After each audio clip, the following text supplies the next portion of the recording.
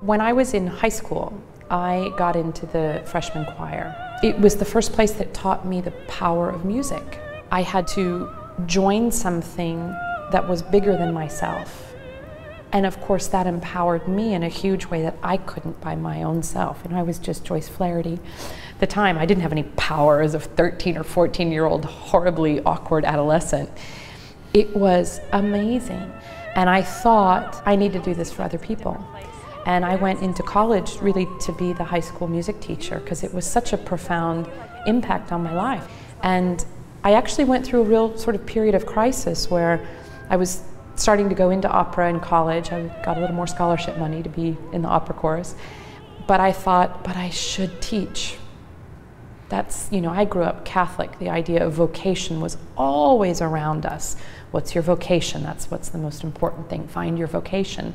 And I thought, well, that's teaching. Obviously, it's not a glamorous operatic life. That's no vocation. Vocation, that's, or vacation. I was like, that's self-indulgent. And it was my father that, you know, as I was talking with him about this, he just said, you know, Joyce, there's more than one way to teach people.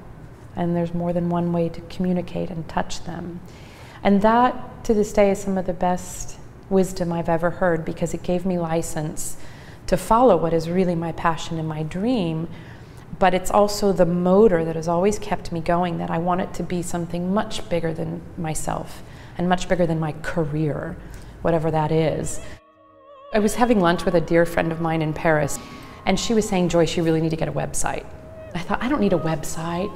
And she said, Joyce, you really need one, it's time.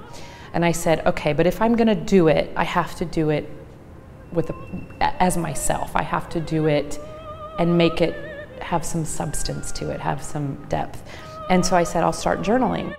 And so I kept an online journal. And that sort of caught on with young singers. I was able to turn that a few years later into a blog. All of a sudden, Twitter came out.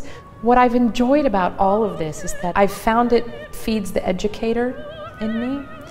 And as it has evolved, it's gone more and more into trying to really connect with young singers. It's a perilous path for them, and I feel like it's getting harder every year. And so if they feel like they have an advocate on their side, or they feel a little bit less alone by me talking about loneliness on the road, and I post a crummy little amateur video on my website, that makes me really happy. Seek out people that are like-minded and positive and supportive, and you'll get through it. It helps keep me in perspective that it's, you know, let's say I've had a bad run of a show or something, and just helps me remember that it's like, you know, there's something bigger out there. It's not all about the high A natural, you know.